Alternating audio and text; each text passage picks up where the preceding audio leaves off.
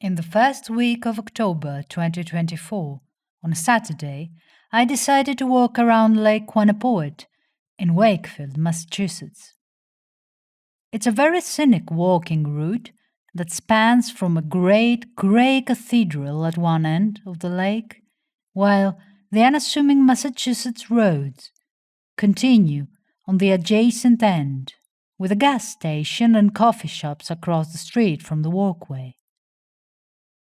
But the people who drive by are actually very nice, and not like your typical Massachusetts drivers, and actually let you cross. But I preferred the side that has the grey cathedral because it's less like modern Massachusetts and more like old Massachusetts. There's also a gazebo on that side with a spectacular view of the lake. Not because it's a big gazebo, but because there's something special about looking out at the lake from inside it. In a way, the present and the past converge on Lake Quannapowitt, because from the view of the gas station and nearby, you can see Georgian's furniture far away beyond the trees like some giant post-modern castle.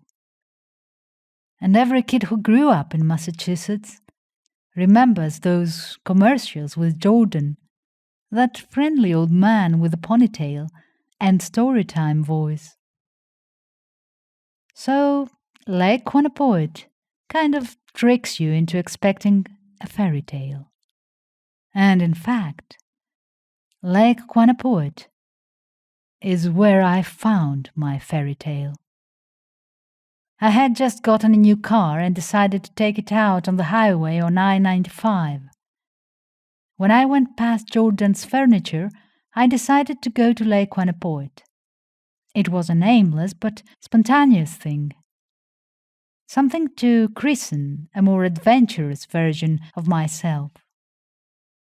At first I felt naturally awkward when I crossed the street with a little dirt parking lot, but then I noticed how many people were walking alone, sitting on benches alone, and jogging alone, walking their dogs, their only company being whoever was speaking or singing in their earbuds. I didn't even have earbuds. The dirt parking lot was in the shadow of Jordan's furniture, so to speak. So I did have quite a ways to walk to the other side of the lake, but I could see the stone tower of the old cathedral rise above the distance. I walked, making room for the occasional jogger. Sometimes a couple would pass by in the opposite direction, and I'd feel a little lonely.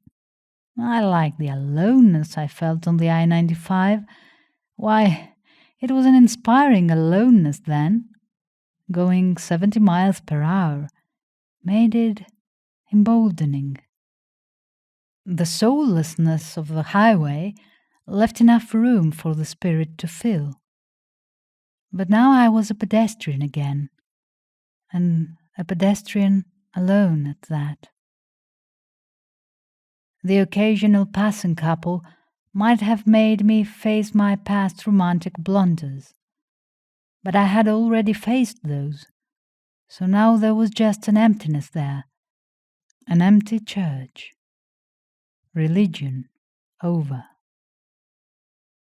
Time to go to Jordan's furniture. I could have thought about my job, but then it would have become a very boring walk. I wanted to feel human, like I felt on I-95. The drive with the new car was just a leisurely cruise. This was the real passage now. So I walked along the lake. I passed people and their dogs. I passed people sitting on the grass between the sidewalk and the lake. I looked at the nice houses across the street, probably houses I'd never be able to afford. Finally, I reached the side of the gazebo in the cathedral. The lawn was vast and a very lush shade of green. It was surprising to me how empty it was.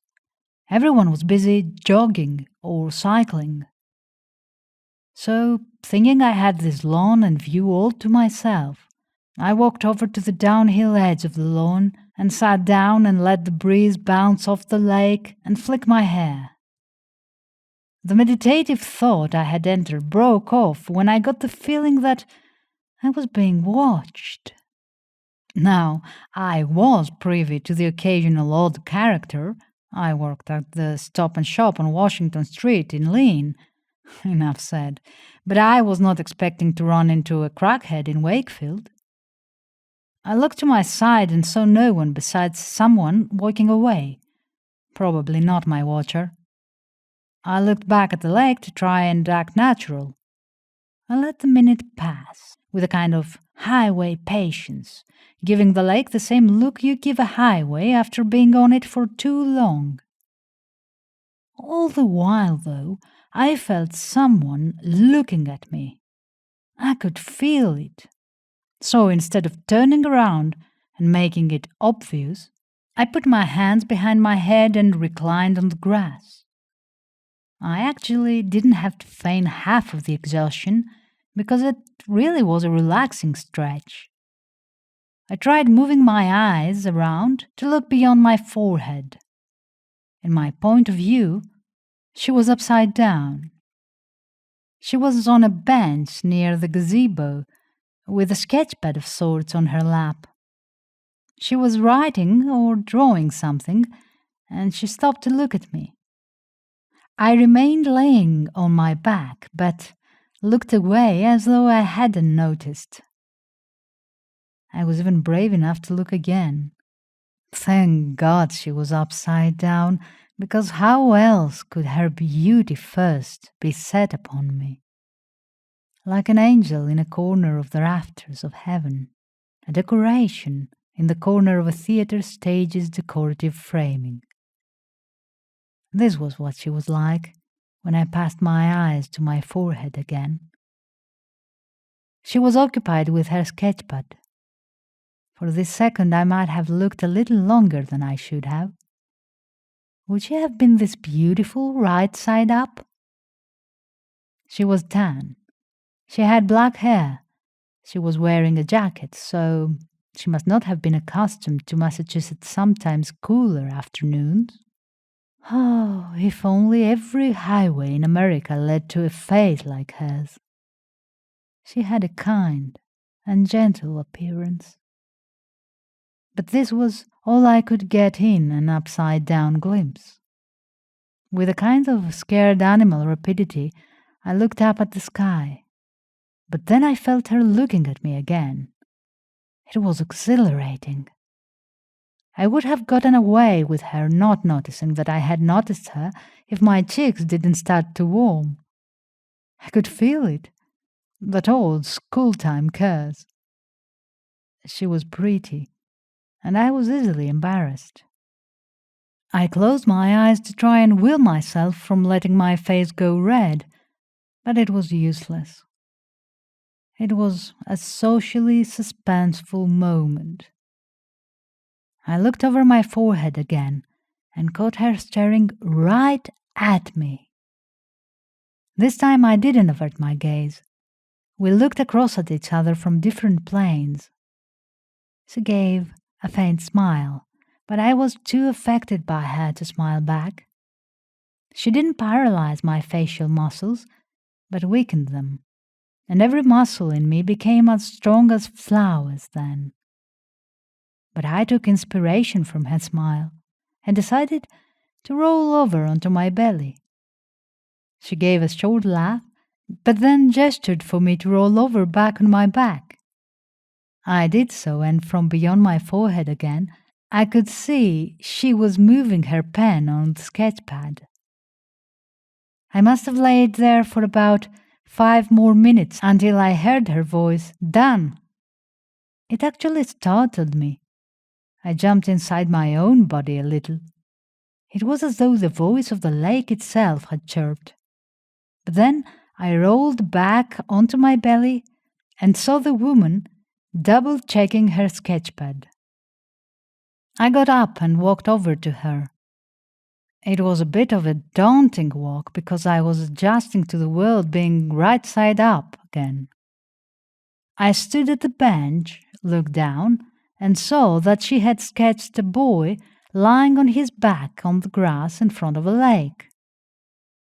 All the effort of the sketch went into the boy, with the background losing more and more detail, until the horizon was just a cursive scribble of trees and squarey outline of the gas station across the lake. It was me. But why? I felt my breath caught in my throat. No, it wasn't my breath, but I had been so surprised that I almost exhaled my whole entire soul. "It's you," she said. Her voice was cute. "It is," I said. She went to tear it off, but I put out my hand. "No, no, you keep it, you drew it." Both our persons stopped, as though the course of time had divined us to do so. It gave me ample time to see that she was beautiful, and when we started speaking, I realized that there'd be no time in the world for that. "Why did you do that?" I asked. Why did you draw me?" "Well, I was drawing the lake of you." "And I came and ruined your landscape?" I laughed. She shook her head. "I don't think so. You brought some life to it. I can consider this my wanderer above the sea of fog." She read my expression and explained. "It's a famous romantic painting. You'd recognize it if you saw it." "You have an accent," I said. "I'm from Brazil. I'm here on a student visa." "Oh, what do you study?" "Art and graphic design." I looked back at her sketch and said, "You picked a good subject to study. What's your name?" "Patrick." I offered her my hand. She shook it and beamed. "Giovanna! Welcome to America, Giovanna." "Oh, I've been here for a while," she said, then stopped to survey me as though something funny had happened to my face. "Hey," she said, "you're photogenic." "I am?" "What's the word?" she asked herself. "No, like I waited for her to summon the word that was at first obviously on the tip of her tongue, then obviously not. I spoke as though to coach her, but it came out too defensively. "I'm what?" She touched her finger to a silver ring that was pierced through her lip. I watched her try and think, but it was as though all cognition had gone into the lake. "Well, I will be honest. You are a little cute." My eyebrows shot up. "I'm not flirting with you," she laughed. "But you... what's the word?" I sat down beside her. She was still thinking. "Photogenic?" I said. Why did I feel so much like a cop? I looked down at her sketch of me while she pondered further. "Well, anyway, I have a project for school," she said, pausing to roll over her eyes. "I have to pick someone and draw them." "You just did, didn't you?" "Not how I'm supposed to," she said. "Well, how are you supposed to?" "I'm supposed to capture their vulnerability." I tapped the sketchpad. "I look a little vulnerable there. I didn't know you were watching me."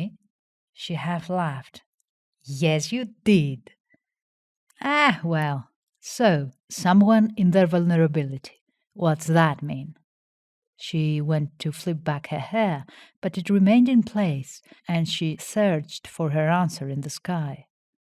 It was getting not cloudy, but something smoggish was overtaking our hemisphere. "I need to draw someone, and it has to be in a long duration, long enough for me to somehow uncover something vulnerable about them." "You can do that?" She nodded. I looked back at her sketch of me. I found myself very reminiscent of Tom Sawyer in it, and for whatever reason, it reminded me I was an American. Did we really know how to do that? The words American and vulnerable didn't really go well together in my head. Would you be my subject? She asked. I hesitated. Your project has to capture someone's vulnerability? She nodded, as though it was as simple as going to get a cone of ice cream. But then she sounded shy. I can find another person if you don't. Oh, no, no, no, no, no. I put out my hand. I agree to being your subject. What do I have to do? We have to get to know each other first. I have to know my subject. Then she proceeded to show me her drawings on her phone. A lot of them were digital portraits of herself. She gave herself elf ears in one of them. Another was of a topless woman with devil wings on a rock. I almost jumped up in the air because I hadn't been expecting to see a boob. She laughed. I am sorry I flattered you with one of my drawings. No, it's okay. I just wasn't expecting that, I said. We continued swiping through her art. So you want to draw me? Why? I asked. You look thoughtful. You looked thoughtful when you were on the grass. I wasn't really thinking of anything. So, she said, I want to see you when you are thinking of something. Giovanna lived in an apartment complex in Lee near Nahan Beach. We met on the grass outside. I had shaved and washed my hair really good because I didn't know what being a subject entailed. I also ate extra fruit and veggies the days leading up to our meeting as if that would help anything somehow. Parking would have been atrocious to a normal person, but I found a spot to parallel park, and then I found Giovanna on the grass in front of the beach with her sketchpad. She waved. She looked happy to see me. I did an awkward farmer's wave. Hi, Patrick, she beamed. I did a slightly awkward bow. She bowed back with much more respect. The Venus baby breath of the sea wafted onto the grass, mixing with Giovanna's perfume. So, do I have to pose like one of your French girls? I asked. Yes, get naked and go down on the sand. This was where Giovanna learned how I take everything literally at first. She saw my expression and laughed. No. I looked down over the cliff that led to Nahan and said, wouldn't be the first time someone went down there naked, probably. I looked back at her and spoke as if to share some piece of trivia. My best friend and I once skipped down this entire beach arm in arm. But, we did not do that naked, though. You what? Yeah, he didn't want to do it naked, I joked. She smiled.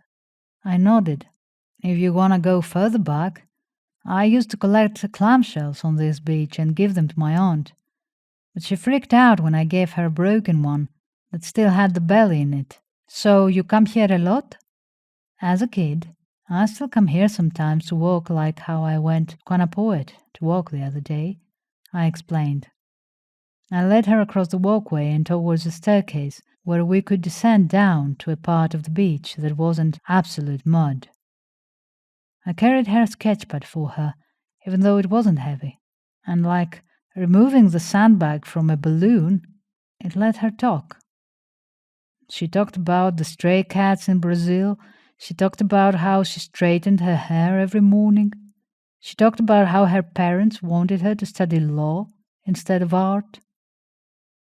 You can imagine a montage of me smiling awkwardly out on the sun while Giovanna took pictures. But the sun was in my eyes and the wind was in my hair. Egg Rock, an island, was far, far in the background. The more she laughed, the more goofier I let myself become. But that was the problem. I was not becoming vulnerable, but channeling my inner clown. And now I know I was doing that because fooling around was easier than becoming vulnerable. I tried to do a cartwheel and she laughed. She was taking video on her phone, saying she was going to take screenshots later. We walked down the sand and she said she wanted to depict me as Eros, adult Cupid. The cherub you never imagined could grow up. I don't know why, but it was on par with getting surprising news from your doctor. Not scary medical news, but something you never knew about yourself, like you're healthy after all. Why Cupid? You have sad eyes, she said. Why are they sad? I counted. Doesn't everyone get sad eyes after a while? I mean, what will make them happy? She asked. But I didn't want to say. I was a stubborn subject, a stubborn patient. But as though she was a mind reader, she dug into my romantic past. But her shovel was stopped by the heavy iron lid. I hid all that in. I didn't tell her anything that day. Maybe I didn't tell her anything because it was too sunny. The world was too open. She was too new to me. But after we had dinner together one night, I did open up to her when we went back to her apartment. A dim-light kitchen on the 5th floor of a complex. It only took a couple sips after the second beer. Men need artists, not therapists. I didn't go into everything, but went into enough, and that's for Giovanna to know. She listened. She even shared similar experiences. I looked at her and couldn't have imagined someone cheated on her. But apparently, someone had. Still, I could not come out and talk about the day that made me cry the most. There were things I bordered on saying because her face disarmed me, softened me, and lulled me. But everyone has a sad romantic past, I was saying. Not every man is sensitive like you, she said. You look hesitant. You're afraid to ask the world of something. But what? I looked at her. I saw that she was beautiful and she wanted to know. She genuinely wanted to know. But she was treading delicately because her project would be in jeopardy at the slightest misstep of speech.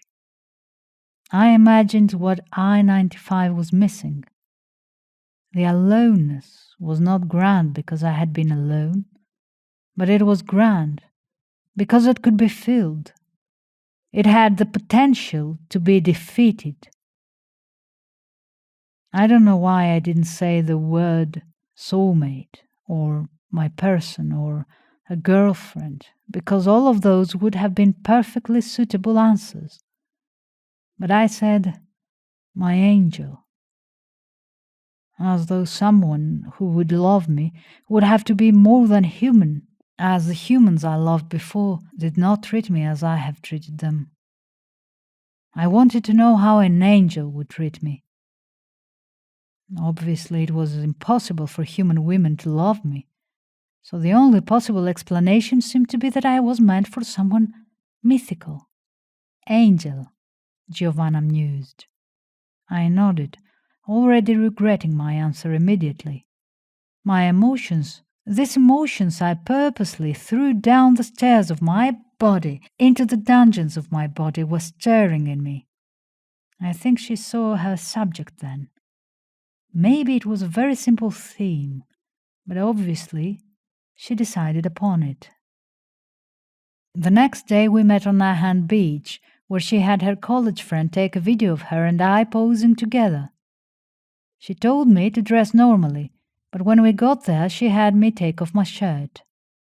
What Giovanna did was have me get on both my knees on the sand, hold her waist, and look up at her. How I almost write your instead of her at this moment. Look up at me, she said.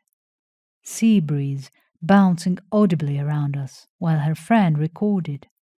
But she was acting as though her friend wasn't even there. I did so. She was very concentrated on me. She put one hand on my shoulder and another one on my bicep. Her hands were very warm. Her eyes were deep and brown, and the kindness in her face seemed to drown away. She was looking serious. "I am your angel," she told me. "Look up at me, Patrick. I am your angel." I think that was when she got the expression that she needed from me. I wished I hadn't flexed my mind and muscle that day and sent my face into her belly. I believe she would have held my head. I could have closed my eyes and imagined her stretching her wings. I'm not ashamed of what I did, for that posing on the beach had fed the calf that was my heart. I told her I was not pleased with the pose, even though I never even saw the video or screenshots from the video, so I asked if we could pose again. She obliged. I prolonged it as long as I could. She looked down at me, held me, looking up into her coffee-colored eyes. I remember where my fingers dug into her shirt. She did have angel eyes after all, almost like a deer's. She was so beautiful. I could have and should have cried, but I kept my feelings hostage in her presence, below her angelic presence. I looked up at her as though the world had been upside down all along. Was that the reason why I clinged to her side? Because I was afraid of slipping down? Her eyes possessed such capacity for understanding and listening, but there was also a warning in them. One of those warnings that was a barrier between acting and reality. She was but acting like my angel, just for the picture. I was not acting at all. Over text, I asked for us to pose a third time, but she texted, "Patrick, I have the reference. I already started." Men without angels have to stand up. There are many manless angels and many angeless men. Some have each other, but don't know how to treat each other. The picture ended up in a gallery in Boston. Giovanna invited me to an event the gallery was putting on, but I gave her a poor lie about having a family gathering that day. But I went to it a couple of days afterwards, on a day where the gallery was less crowded, and I got on both my knees before the picture of Giovanna and I. In the picture, she had wings, and she had captured my desperate face completely. I didn't care about the people passing behind me. I stayed on my knees. That afternoon, I cried down I-95. I cried because I had only had an angel for a brief few minutes. Man's life is dotted by beautiful but far too briefly lasting moments. I went to Lake Quannapowitt and laid on the grass again between the lake and an empty bench. And I laid there, bait for angels. Giovanna went back to Brazil. We text occasionally as friends. It's not that I'm scared to tell her how she made me feel, but it's that I know she only wants to be friends. I respect it. I drive down I-95 with tears in my eyes and think of Giovanna. I wonder if I cried while on my knees. I wonder what she would have done. How she dominated my heart. how she juiced my heart, how she picked my heart like an apple. Eve in the woods. I cry while going down I-95. And it has to be the most beautiful, heart-flooding, relieving sadness a man ever feels. You've been listening to Giovanna Draws, a short story written by Nicholas Leonard, read by Naya Nomikou.